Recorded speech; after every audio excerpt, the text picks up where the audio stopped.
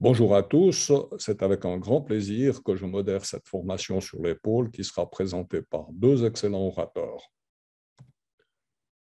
Modérateur de cette séance, je m'appelle Marcel Moyen, je suis spécialiste en médecine interne générale, je suis initiateur du centre médical Vigimed à Martigny où j'occupe actuellement surtout une fonction administratrice. Le calendrier des formations, comme vous le savez, il va y avoir deux formations, celle d'aujourd'hui qui s'appelle « Les conflits de l'épaule et lésions de la coiffe des rotateurs » et le 2 décembre, la capsulite rétractile, la lésion du long chef du biceps et l'omarthrose.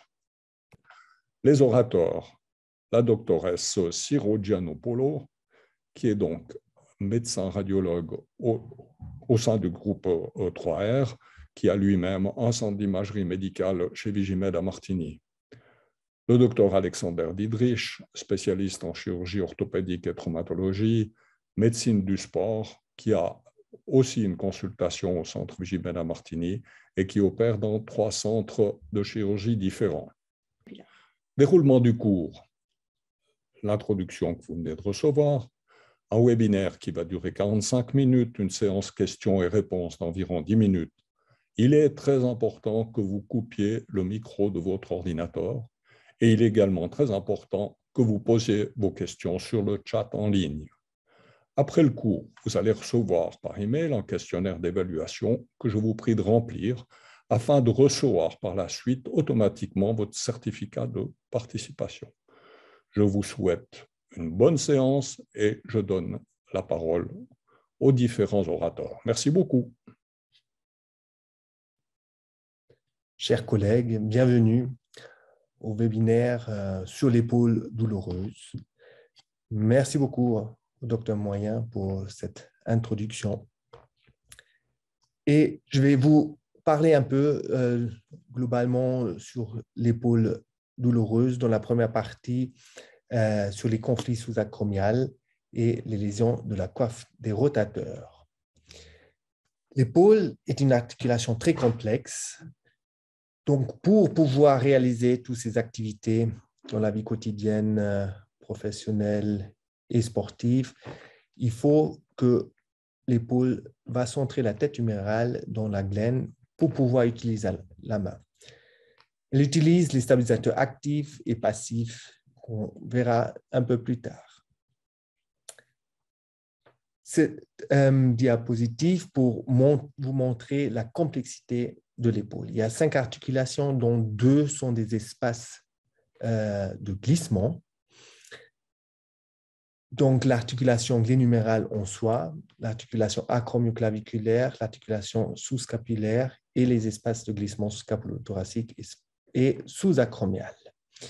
Il y a 19 muscles qui s'attachent au niveau de l'épaule et il y a le bourrelet, les ligaments, la capsule articulaire. À savoir que 1% des adultes plus de 45 ans vont consulter un orthopédiste pour surtout des lésions de la coiffe des rotateurs.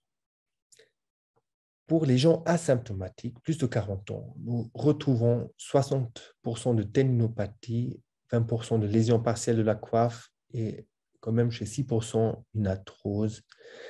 Et si nous réalisons un examen radiologique, chez 90%, on retrouve une pathologie dans cet examen.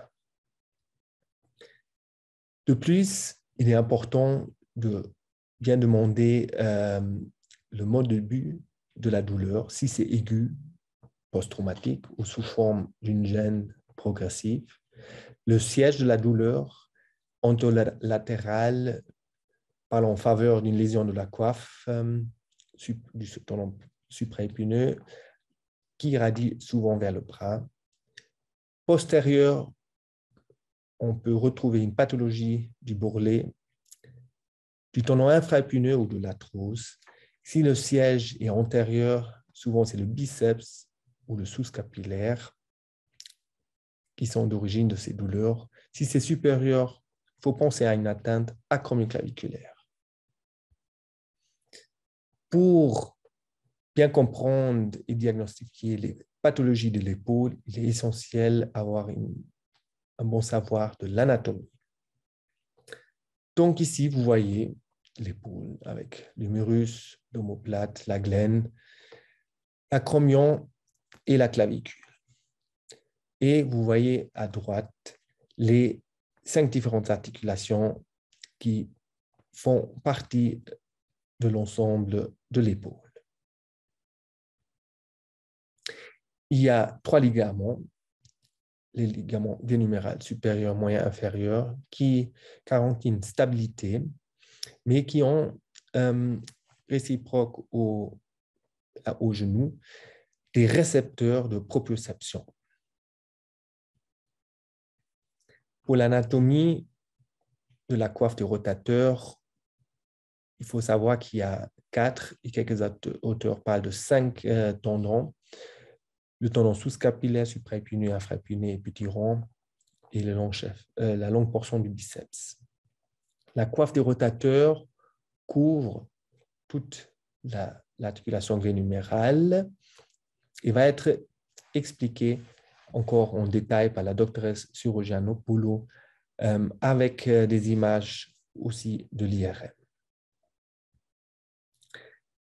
Voilà encore les muscles de devant et derrière de la coiffe du rotateur.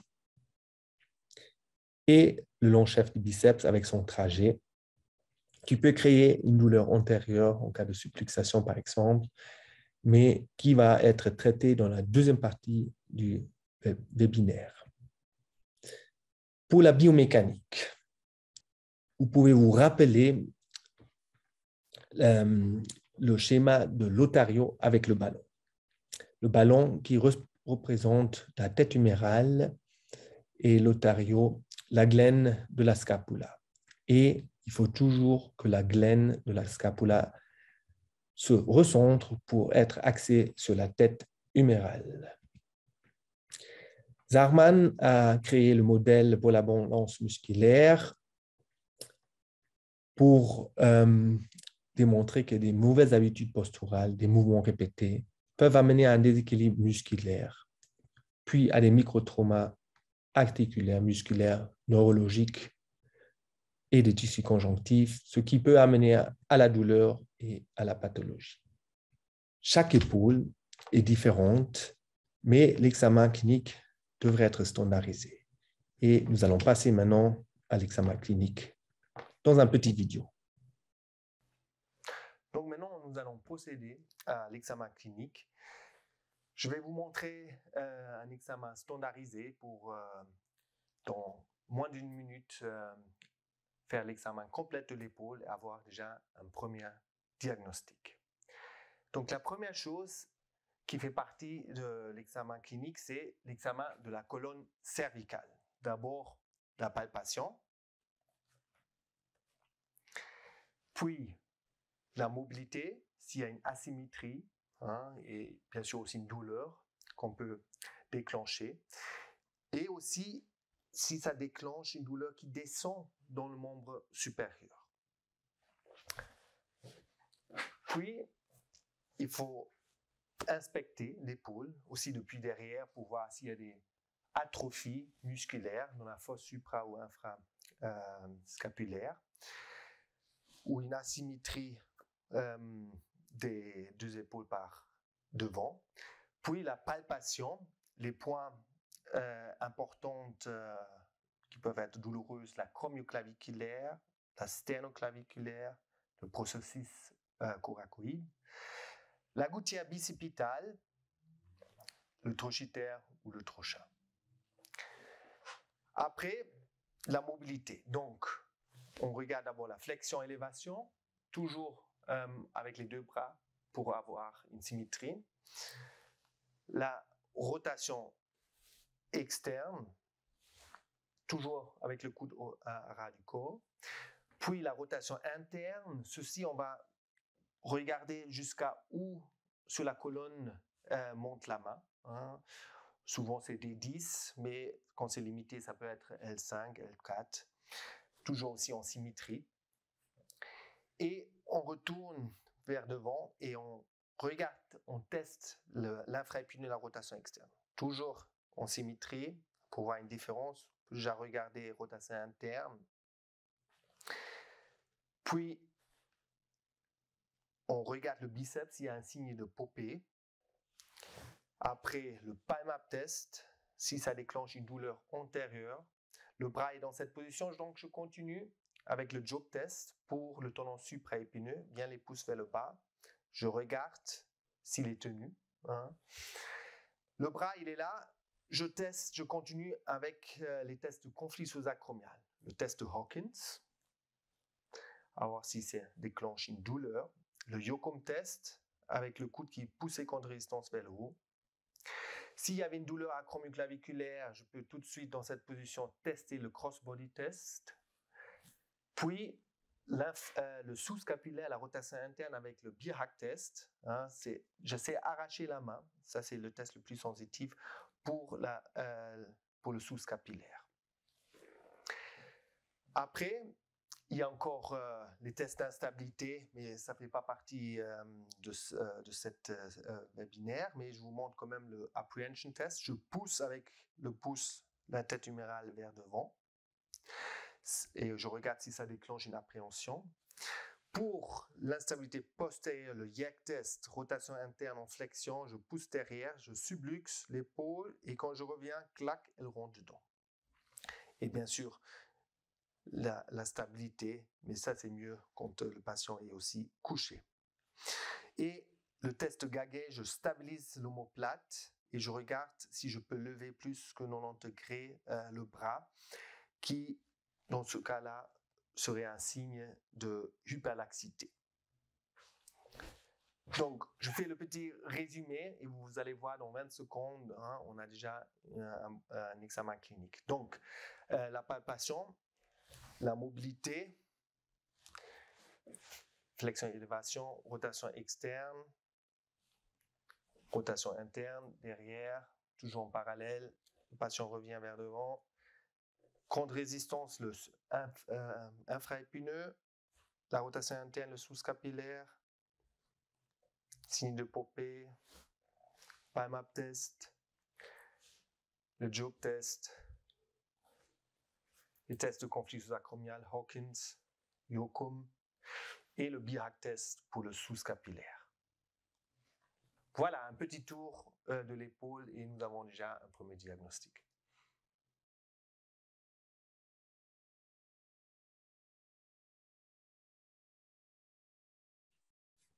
Bonjour chers collègues, le docteur Dietrich a déjà décrit l'anatomie de l'épaule.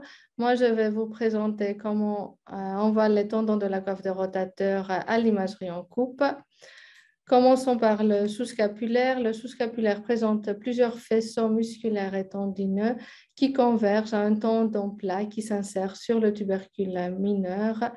La partie inférieure du sous-scapulaire s'insère sous forme plutôt musculaire sur le tiers inférieur du tubercule mineur.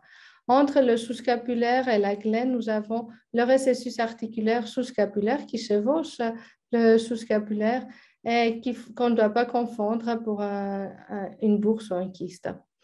Le tendon du sous-scapulaire sur les images axiales commence juste au-dessous du processus coracoïde et il couvre complètement le tubercule mineur. Le tendon donne quelques fibres tendineuses superficielles pour former le ligament huméral transverse qui retient le tendon, le long chef du biceps en place dans la gouttière bicipitale. Ici, là, on voit la partie tendineuse et ici, on voit la partie inférieure musculaire du sous-scapulaire. Le tendon du supraépineux s'insère sur la partie supérieure du tubercule majeur, juste après l'intervalle des rotateurs. Il y a un tiers antérieur qui correspond à un tendon solide, puissant, qui regroupe 75% des fibres du corps musculaire et les deux tiers postérieurs reçoivent les 25% restants des fibres musculaires. Le tendon de l'infraépineux s'insère sur la partie postérieure du tubercule majeur et son tiers supérieur surcroise le tiers postérieur du tendon du sus-épineux, comme on voit sur l'image ici, au-dessus le tendon de l'infraépineux et au-dessous le tendon du supraépineux. Le tendon il a un trajet oblique antérieur et latéral, et comme on voit ici sur les images axiales.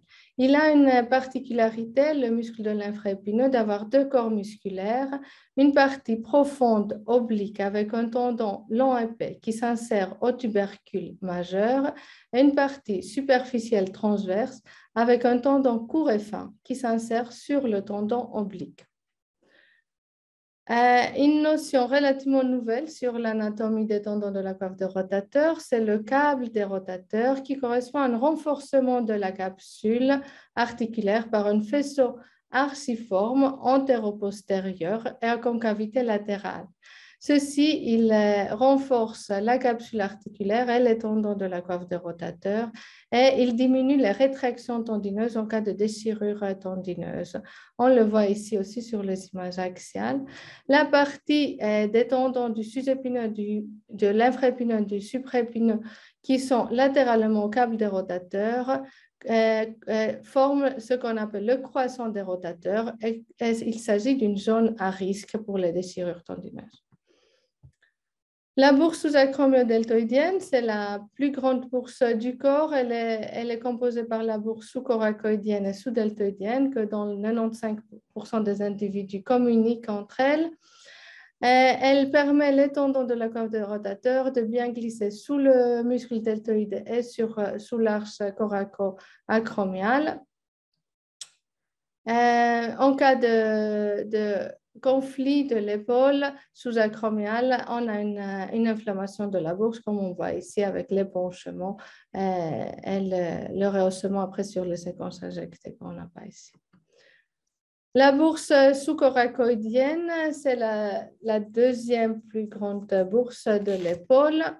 Un épanchement de cette bourse est moins fréquent. Elle est située au-dessous du processus coracoïde, entre le tendon du sous-scapulaire et le tendon conjoint du courchef du biceps et du coracobrachial. Cette bourse ne communique pas avec l'articulation. Un épanchement de ces bourses est donc pathologique. Mais elle peut communiquer avec la bourse sous-acromodeltoïdienne. Alors, on peut avoir un épanchement de la bourse sous-coracoïdienne dans des cas d'inflammation de la bourse sous-acromodeltoïdienne. Je passe maintenant à la deuxième partie de cette présentation sur les conflits de l'épaule. On a deux types de conflits. Le conflit interne, qui s'agit d'un impingement des tendons de la coiffe entre la tête humérale et la glène. C'est des conflits qui touchent surtout des sportifs de haut niveau et qui sont plutôt rares. On ne va pas développer sur cette présentation. Le deuxième type est le conflit externe qui est dû à une diminution de l'espace sous-acromial ou plus rarement sous-coracoïdien. Il y a des causes extrinsèques qu'on va développer par la suite et des causes intrinsèques qui développent une tendinopathie de la coiffe avec migration crâniale de la tête humérale. Dans les causes extrinsèques du conflit sous-acromial, traditionnellement, on connaît qu'un acromio crochet, le type 3, selon la classification de Bigliani, diminue l'espace sous-acromial et peut provoquer un conflit sous-acromial. Dernièrement, cette notion est en partie mise en question. Les orthopédistes ils préfèrent mesurer sur les images sagittales l'index de Park qui est plus objectif et qui donne une meilleure notion de l'aspect de l'arche coraco-acromiale. Un autre facteur, c'est l'épine acromiale qui correspond à un antézophyte du ligament coraco-acromial qui également peut diminuer l'espace sous-acromial. L'arthrose acromioclaviculaire peut également, mais dans des rares cas, provoquer un conflit sous-acromial quand on a une ostéophytose très exubérante avec effet de masse sur la jonction myotendineuse du supraépineux, comme on a sur l'image de gauche, mais cet espace est moins restreint que la zone critique. Un os acromial qui correspond à une non-fusion du noyau d'ossification de l'acromion peut également entraîner un conflit sous-acromial. D'une part, parce que l'os acromial est mobile, il peut descendre lors de la contraction du deltoïde, diminuant ainsi l'espace sous-acromial. Et d'autre part, parce qu'on peut avoir des ostéophytes exubérants au niveau de la syndesmose. Un facteur que récemment est considéré très important pour les conflits sous-acromiales, c'est l'extension latérale de l'acromion. Ça s'explique par l'insertion du muscle deltoïde au bord latéral de l'acromion et à la diaphyse humérale, qui, quand il se contracte, il exerce une force ascendante sur la diaphyse humérale et également une force compressive sur la tête humérale.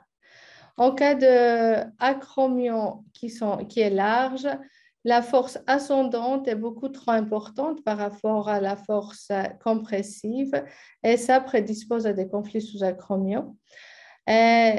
Au contraire, quand l'acromion est trop court, la force compressive sur la tête humérale est beaucoup plus importante par rapport à la force ascendante sur la diaphyse et ceci peut provoquer une homarthrose précoce.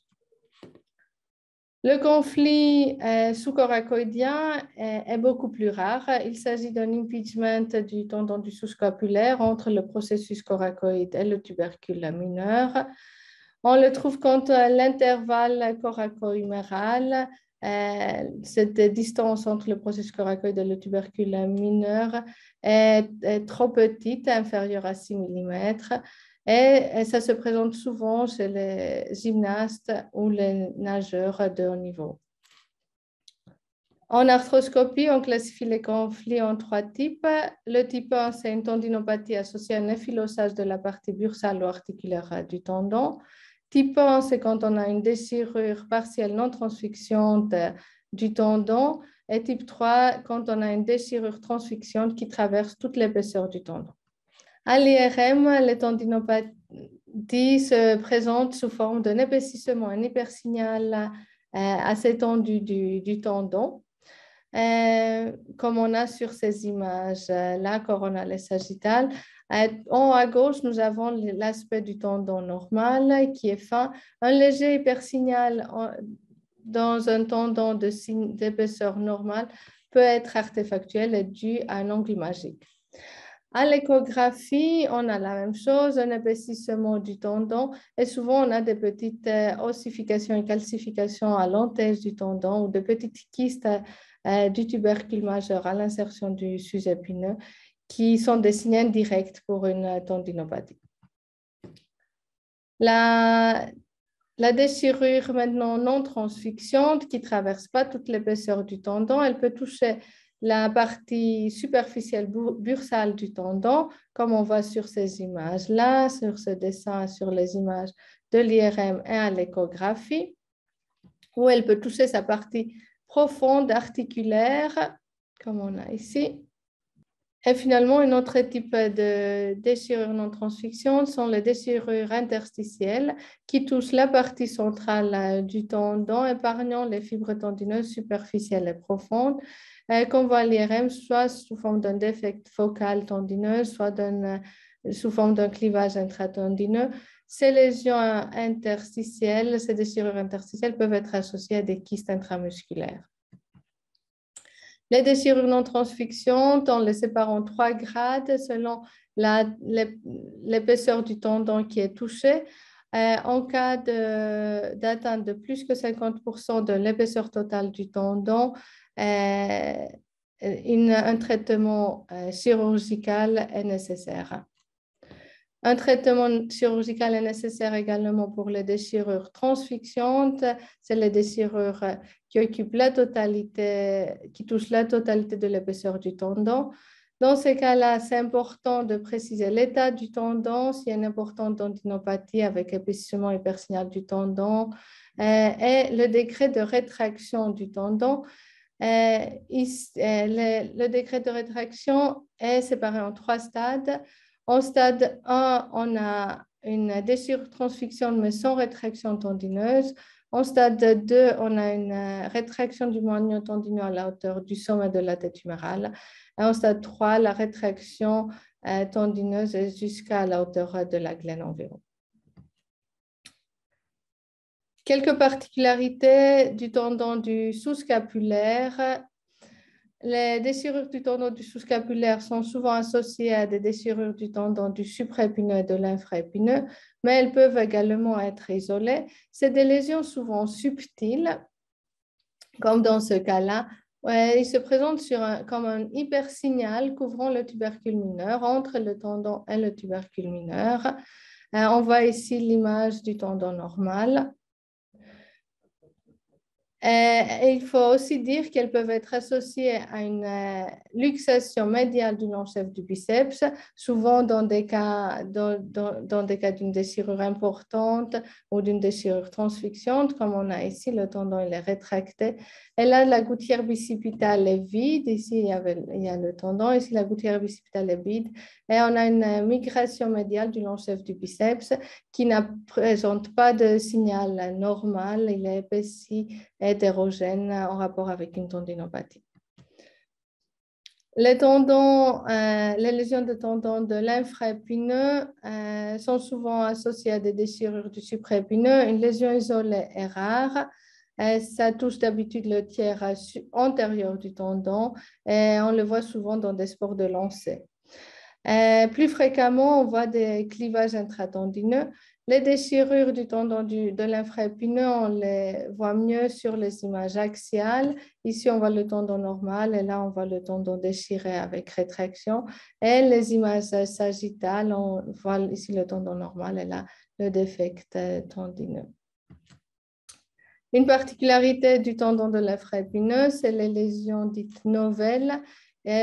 Ça correspond à une déchirure de la partie superficielle transverse à la jonction myotendineuse de sa partie superficielle transverse, avec l'insertion distale du tendon restant intacte. À l'IRM, on a un clivage intratendineux, une rétraction du moignon tendineux, mais à l'arthroscopie est souvent négative, comme la portion bursale et articulaire de la coiffe est préservée. Le tendon du petit rond est rarement touché, sauf en cas d'atteinte massive de la coiffe des rotateurs, à l'exception des lésions myotendineuses isolées du petit rond qui peuvent survenir en cas d'instabilité postérieure, luxation postérieure de l'épaule. Un facteur important à la réponse au traitement opératoire des déchirures de tendons de la coiffe est la trophicité musculaire. Celle-ci, on mesure la masse musculaire avec la ligne de la tangente en traçant une ligne tangente du bord supérieur de l'épine de l'omoplate au bord supérieur du processus coracoïde. Si la masse musculaire dépasse ou est à l'auteur de cette ligne, le signe est négatif. Si la masse musculaire est au-dessous de cette ligne, on a une amyotrophie qui est significative. Et donc, la réponse au traitement risque d'être très pauvre. Pour évaluer la trophicité musculaire, on évalue également l'involution graisseuse avec la classification de Goutaillet. Si la masse musculaire est infiltrée à 50% ou plus par la graisse, qui correspond au grade 3 et 4 de la classification de Goutaillet, le pronostic post-opératoire d'une réparation des tendons de la coiffe est pauvre. Sur cette dernière partie, je vais décrire les étapes à suivre dans le diagnostic radiologique d'une épaule douloureuse non traumatique. On commence toujours par des radiographies standards. Sur l'incidence de face, on peut évaluer l'espace sous-acromial qui, quand il est inférieur à 7 mm, on a une quasi-certitude d'une déchirure, d'une rupture des tendons de la coiffe de rotateur. On peut évaluer l'angle critique de l'épaule à la recherche de conflits sous-acromial, voir l'aspect de l'acromion et mesurer l'angle de Park, et également rechercher des calcifications intratendineuses qui sont indicatives d'une tendinopathie calcifiante. Par la suite, le mieux c'est d'effectuer une échographie. C'est une méthode simple,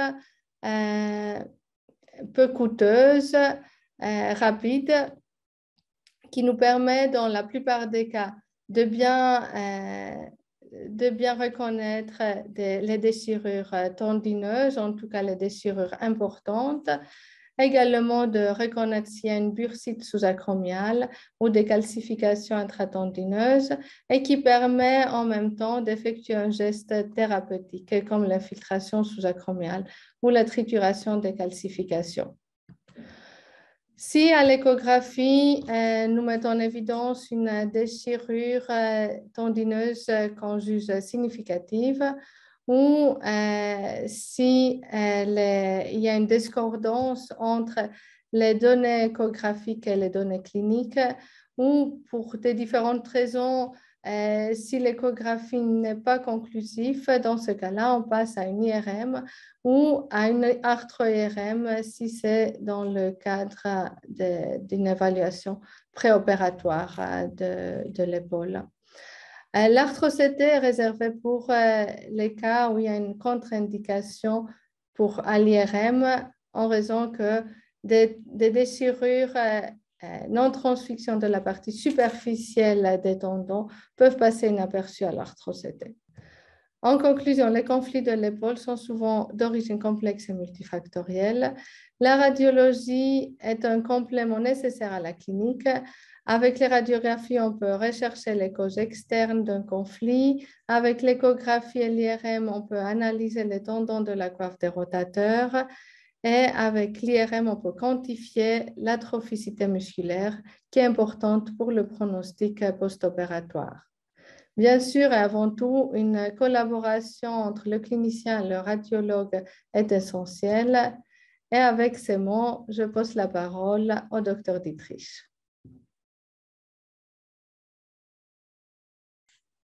Après cette belle présentation de la docteuresse Suroggianopoulou, je vais vous montrer le traitement thérapeutique pour ces deux pathologies de l'épaule.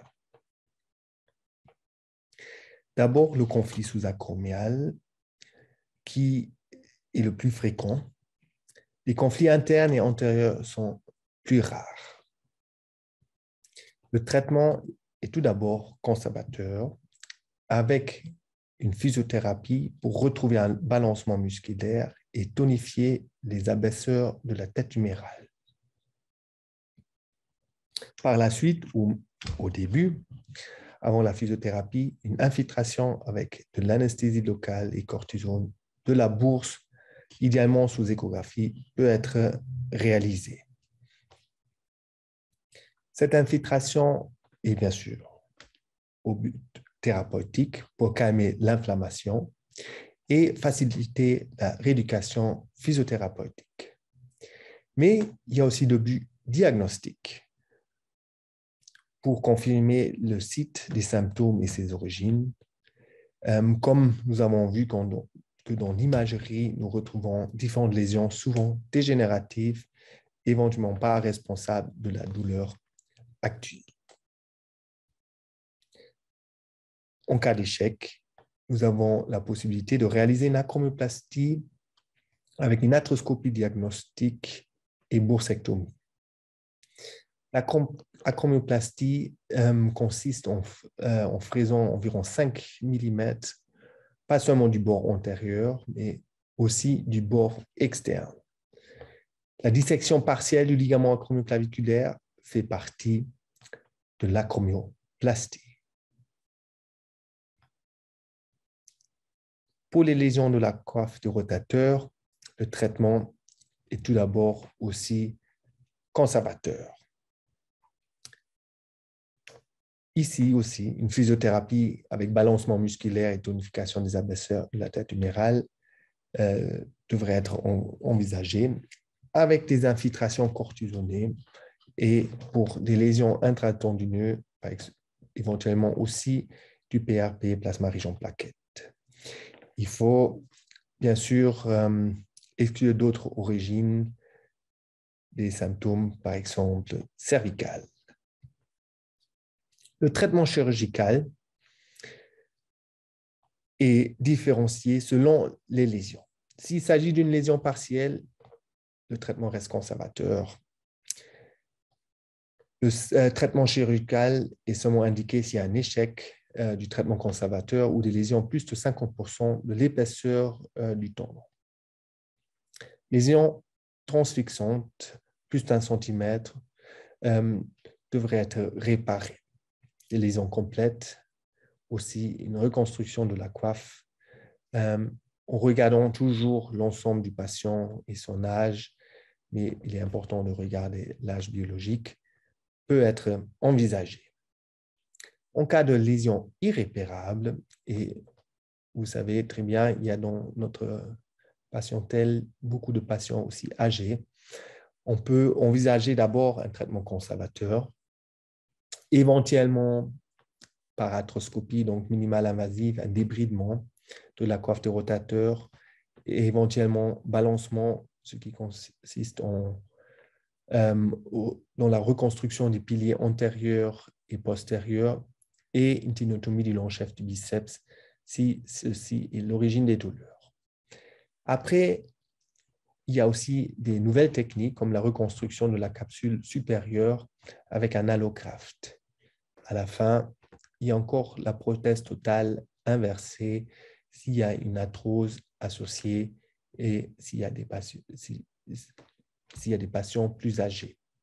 Pour le timing de l'opération, nous n'avons pas d'urgence. S'il y a une rupture complète, on devrait quand même réaliser une charge un peu plus rapide, mais disons dans les 3 mois.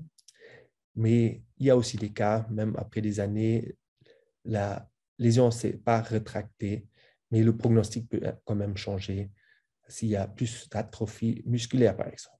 S'il y a une rupture partielle, pas d'urgence, attendre l'évolution sous le traitement conservateur. Éventuellement, s'il y a plus de 50% de l'épaisseur, une opération est indiquée. Attention, pour des lésions complètes du tendon sous-scapulaire, il ne faut pas trop tarder parce qu'il montre une retraction, une dégénération plus rapide et comme vous avez vu, c'est le seul stabilisateur antérieur de l'épaule. Maintenant, je vous amène en salle opératoire pour vous montrer le traitement chirurgical qui est en général aujourd'hui par arthroscopie, mais qui peut être aussi réalisé par ciel ouvert, en sachant que dans la littérature, pour le moment, les résultats à long terme sont identiques. Par contre, c'est un aspect esthétique, c'est moins invasif, moins de dégâts sur le deltoïde, aussi moins de risque d'infection. Mais ça dépend de l'expérience du chirurgien. Maintenant, je vous montre ma technique opératoire par arthroscopie. On voit bien cette lésion, souvent en C ou L, avec retraction de stade 2. C'est un élastique dont le tendon a la tendance à retracter. Il faut bien aviver l'os. Comme nous avons une situation plus délicate, le tendon doit cicatriser sur l'os. On met en place des encres osseuses armées avec des bandelettes à ras du cartilage, donc la première rangée. Et par la suite, on va passer ces fils ou ces bandelettes, des bandelettes parce qu'ils sont plus larges, donc ils vont moins stranguler le tendon, avec des instruments arthroscopiques dans le tendon. Selon la grandeur de la lésion, nous pouvons rajouter 1, 2, 3 de ces encres qui peuvent être aussi armés avec différents fils. Et nous allons maintenant procéder avec la deuxième rangée. Pourquoi la deuxième rangée? C'est pour vraiment plaquer le tendon sur toute son insertion, le footprint, comme vous voyez maintenant, et avoir une meilleure cicatrisation et une meilleure stabilité de la reconstruction. Ces encres, ils sont résorbables et vont être vissés dans l'os. Et il y a encore des fils supplémentaires avec lesquels on peut faire encore une construction supplémentaire. À la fin, nous allons mettre le dernier encre et comme vous voyez, les fils se croisent. Nous avons une split bridge qui garantit la meilleure cicatrisation. Donc, en résumé pour les lésions de la coiffe, s'il s'agit d'une tendinopathie, le traitement conservateur est envisagé avec infiltration s'il y a une bursite associée. Pour les lésions partielles, on peut procéder avec le même schéma. Éventuellement, en cas de lésion intratendineuse, réaliser une infiltration de PAP. En cas d'échec du traitement conservateur, et si la lésion est plus de 50%, une suture peut être envisagée. En cas de lésion complète, une suture de la coiffe est à envisager. Si elle est irréparable, cette lésion, une toilette articulaire avec balancement musculaire, ténotomie du biceps, ou une nouvelle technique comme la reconstruction de la capsule supérieure ou une prothèse inversée peut être discutée. Pour le protocole post-opératoire, nous devrons immobiliser l'épaule pour sécuriser la reconstruction. Donc, un gilet orthopédique pour 6 semaines est prévu avec mobilisation passive libre et rotation active assistée possible en cas de reconstruction du tendon supraépineux. Pendant la journée, le patient peut enlever le gilet en respectant le protocole. Si nous avons réalisé une reconstruction du tendon infraépineux ou sous-scapulaire, la rotation ne doit pas être forcée et doit rester passive. Par la suite, entre la 7e et 12e semaine, la mobilisation active libre est possible. Et après 3 mois, nous pouvons rajouter une charge progressive et la mobilisation contre-résistance. En conclusion, pour les conflits sous-acromiales, nous prévoyons un traitement conservateur avec cryothérapie et infiltration, éventuellement une acromoplastie en cas de récidive des symptômes. S'il s'agit d'une lésion de la coiffe des rotateurs, les lésions partielles peuvent être traitées aussi conservativement. Et seulement, en tout cas pour 6 mois, et seulement en cas d'échec, la discussion d'une chirurgie se rajoute. En cas de lésion complète, une suture du tendon dans les 3 mois devrait être envisagée. Je vous remercie pour votre attention.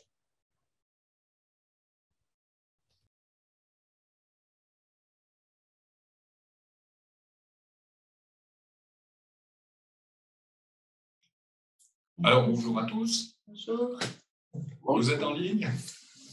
Oui, alors, je ne sais pas, tout le monde vous entend. Si on ne vous entend pas, vous allez envoyer un petit chat. Hein? OK. Alors, la première chose, j'ai déjà le plaisir d'avoir les 2 orateurs sur ma droite et sur ma gauche. On a versé en radiologie. Nous sommes à peu près une centaine à suivre cette formation, ce qui justifie grandement ce type de réunion. J'ai un certain nombre de questions qui ont déjà été posées sur le chat. Je vais les fournir aux orateurs de façon à ce que vous ayez une réponse. La première question, c'est pour une tendinopathie de la coiffe, Doit-on toujours débuter par la physiothérapie ou dans certains cas, il faudrait faire une infiltration au premier? Alors, cette question, elle est pour Alexander, qui va vous répondre. Alors, encore une fois, bonjour à tous et à toutes. Donc, je pense, déjà à l'examen clinique et à l'anamnèse, on voit qu'est-ce qui est le problème, le souci au niveau de cette épaule douloureuse. Et il y a des signes que c'est vraiment l'inflammation qui embête ces patients, la douleur nocturne, des tests de conflit. Et dans ces cas-là, je pense que c'est bien de tenter l'infiltration en premier temps pour calmer l'inflammation. Et par la suite, débuter avec la physiothérapie pour tonifier les épaisseurs de la tête tumorale.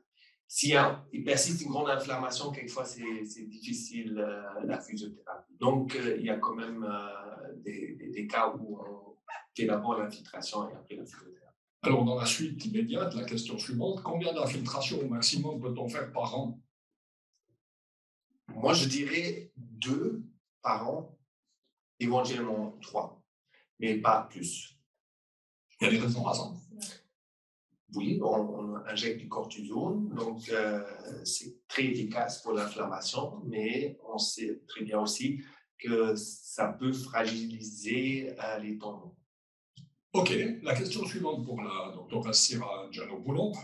Quel est l'aspect en imagerie d'une épaule opérée? Alors, c'est des moins jolies images. Quand l'épaule est opérée, on a des artefacts dus au matériel d'ostéosynthèse.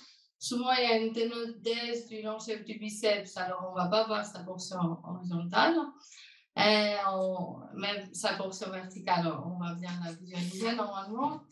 Après, le tendon de sus-épineux, souvent, il peut être en hypersignal ou paraître plus fin. Ce qui est important, c'est de voir qu'il y a toujours, qu'il reste continu en post-opératoire. C'est ça surtout le critère important pour dire si s'il y a une pathologie ou pas. Par rapport à une tendon normale, ça risque de paraître pathologique, mais s'il y a une continuité, on juge que l'opération elle est réussite. Même s'il y a une hypersignale, surtout la première année, on a une hypersignale et souvent il paraît plus fin que le tendon normal. Exactement, je partage ton avis. Et je pense l'imagerie en post-opératoire sur l'IRM, c'est un grand challenge. Il faut avoir l'expérience pour bien étudier et qualifier la situation. Et souvent, on préfère de faire des artres IRM dans ces cas-là que des IRM standards. Comme ça, on a plus de précision, voir s'il y a une brèche. Alors, toujours pour les infiltrations, il y a une question qui vient d'arriver. Est-ce qu'on peut infiltrer en intra-articulaire dans la gaine du long-chef du biceps, même s'il y a une ténotomie ou une ténodèse du LCB, du long-chef du biceps? La question est en premier lieu à Alexander. Je pense oui, mais après, ça m'est jamais arrivé qu'ils demandent quand il y a déjà une ténodèse, mais après, c'est une inflammation. Je pense qu'on peut. Il y a des collègues qui font aussi l'atro-IRM à travers la gaine du long-chef du biceps, donc il y a la communication. Exactement. Alors, toujours dans les infiltrations, parce que c'est surtout ces questions qui arrivent, j'en ai une personnelle, un petit peu agressif. Faut-il oublier l'infiltration à l'aveugle des boursites, c'est-à-dire les pratiquer sans faire une échographie? J'aurais l'avis des deux. On va demander d'abord à Alexander. Alors,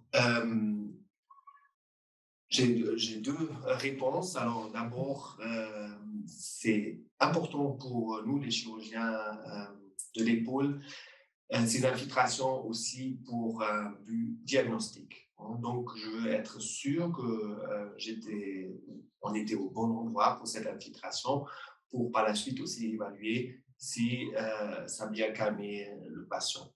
Si j'ai bien compris, tu mets un corticoïde, tu mets un anesthésique local. Je mets un anesthésie locale avec. Donc, immédiatement après l'infiltration, je vais faire bouger l'épaule et je refais des tests pour savoir s'il y a une amélioration. Donc, j'ai une réponse immédiate et j'explique toujours aux patients de me dire à la prochaine consultation comment ça évolue. Après, il y a quand même voilà, des personnes qui ont beaucoup d'habitude, notamment aussi le chirurgien même j'utilise la voie postérieure, donc c'est la même voie d'abord pour l'arthroscope. Donc sûrement il y a aussi des gens qui font ça très bien. Mais globalement, je pense qu'il faut envoyer chez le radiologue qui peut bien documenter avec l'échographie où a été réalisée l'infiltration. Oui, nous, on arrive avec l'échographie à bien viser la bourse. On prend des images aussi, on a la preuve qu'on est bien dans la bourse. Comme ça, il y a aussi le but diagnostique, comme l'a dit Alexandre. Donc, la réponse, elle n'est pas absolue, mais en ces temps où on est de plus en plus visé par les médias, lorsqu'il y a des soi-disant des possibles erreurs médicales, je pense que l'imagerie dans les situations pour des gens qui n'ont peut-être pas l'expérience d'un orthopédiste semble devenir indispensable. Je dois vous avouer que j'ai pratiqué un certain nombre d'injections à l'aveugle à l'époque où l'échographie n'existait quasiment pas. Mais les temps ont changé. Je cherche une question suivante. Voilà. La prise en charge radiologique pour une rupture complète du tendon de la coiffe est-elle aussi valable pour une rupture dégénérative? D'abord. Ouais. Bon, toujours, on fait à peu près cette démarche. On commence par une radiographie standard, voir si déjà il y a en arthrose une importante diminution de l'espace sous-acromial. Déjà, on sait que c'est une rupture chronique avec une arthrose excentrée, avec migration crânienne de la tête. Alors, dans ces cas-là, on n'a pas besoin d'aller plus loin. On n'a pas besoin de faire une IRM pour voir le degré de rétraction ou la trophicité musculaire. On sait que c'est déjà assez avancé. Mais si les radiographies, s'il n'y a pas une importante diminution de l'espace sous-acromial ou une arthrose avancée, après, ça vaut la peine de faire une échographie pour évaluer les tendons. Si à l'échographie, de nouveau, si c'est un patient âgé avec une rupture transfixion détendue qui avec rétraction tendineuse et le patient il est âgé, de toute façon on n'envisage pas une opération. Dans ces cas-là, on s'arrête là, on l'adresse à l'orthopédiste, au physiothérapeute pour la suite en prise en charge. Si par contre on a l'impression que la déchirure elle est récente, c'est un patient sportif, dans ces cas-là, on doit faire l'IRM pour continuer, même si c'est quelqu'un d'âgé mais sportif avec une déchirure récente. Pour la question pour la prise en charge chirurgicale, je crois bien sûr il y a une grande différence. Souvent, c'est des lésions dégénératives et il faut bien étudier l'IRM, la dégénérescence graisseuse, l'état du tendon, sa rétraction pour se prognostiquer pour un prognostic pour une éventuelle réparation. Mais donc, il faut voir cas par cas, mais globalement, une coiffe dégénérative, en premier temps, n'est pas chirurgicale. Donc, la question qui vient de suite et qui est toujours en relation avec le sujet, c'est une arthro-IRM est-elle encore utile s'il existe une rupture du sus épineux? Oui, tout à fait, parce qu'il y a quand même une grande partie des lésions qui sont partielles, mais ce que nous intéresse les chirurgiens, est-ce qu'il y a une partie transfixante, parce que dans ce cas-là, il y a quand même le prognostic que cette déchirure va progresser. Donc, l'atro-IRM, je demande très souvent les atro-IRM aussi pour évaluer des pathologies intra-articulaires, mais aussi pour l'état du tendon supraépineux. Et aussi les autres tendons, évidemment, ça peut être l'arthro-IRM, des fois on est beaucoup plus précis. Mais c'est cas par cas. Alors, j'ai encore juste deux petites questions. Est-ce que la radiographie standard fait encore partie des examens de l'épaule après avoir vu ces démonstrations d'IRM? Je pense que oui, mais... Enfin, toujours. On commence par les radiographies standards. Il faut toujours commencer la face, la NIR, l'axial pour voir s'il y a une fixation, une fixation. Après, en rotation interne-externe, si on a des calcifications ou si on suspecte une zone de calcification. Je dirais aussi 90%, même plus, du diagnostic est posé à l'examen clinique et une radiographie standard. Et l'IRM, ça c'est déjà pour, si on prévoit une opération, pour mieux planifier l'intervention et donner le pronostic aux patients. J'ai encore une petite question pour Alexander. Suite de l'opération de la coiffe de rotateur, on voit des patients avec un gilet au corps et certains qui ont un coussin d'adduction. Qu'en est-il réellement actuellement?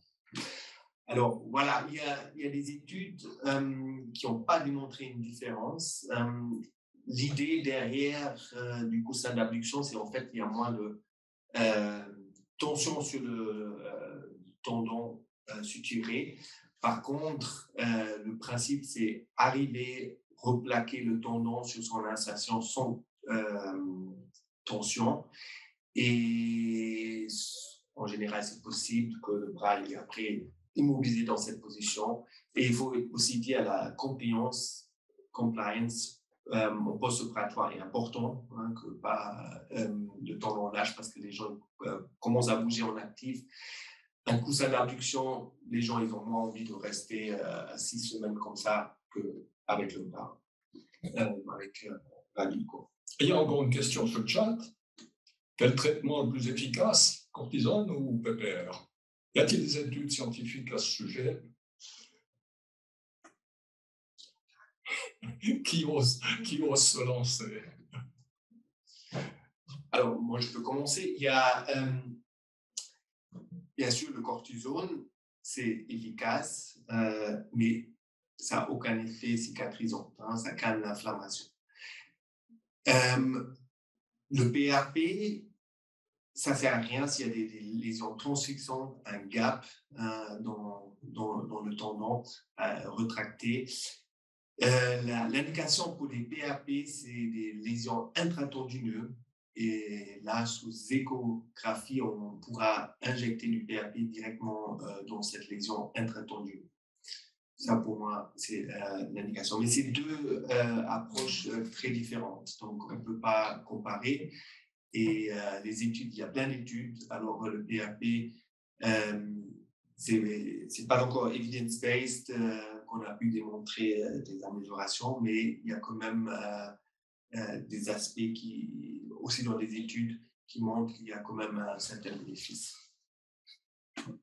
Est-ce que la radiologue a quelque chose à rajouter? Non, c'est deux indications différentes, comme il a dit Alexander. Si pour une épaule douloureuse, aiguë, où le patient va être soulagé, on va mettre la cortisone dans la bourse. Après, pour des tendinopathies qui continuent avec des petites déchirures interstitielles où il n'y a pas d'indication pour une opération, je pense là, ça vaut la peine d'essayer de mettre le PRP en échographie en intratendineux. Les deux sont utiles de leur façon. Voilà, je pense qu'on a fait en grande partie le tour du problème, on a répondu à l'ensemble des questions. Évidemment, il y aura un deuxième cours qui va avoir lieu le jeudi 2 décembre. Vous avez reçu l'invitation en même temps que la première. Je vous invite de vous y loguer comme la centaine de personnes qui ont aujourd'hui été avec nous. On se retrouve avec grand plaisir dans 2 semaines à peu près. Et puis je remercie surtout tous les gens qui nous ont envoyé des messages pour nous remercier sur la qualité de la présentation. Je vous souhaite une bonne fin de journée. Un bon appétit peut-être pour ceux qui n'ont encore pas mangé. Bonne fin de journée, merci à tous. Au revoir, merci. Au revoir, merci.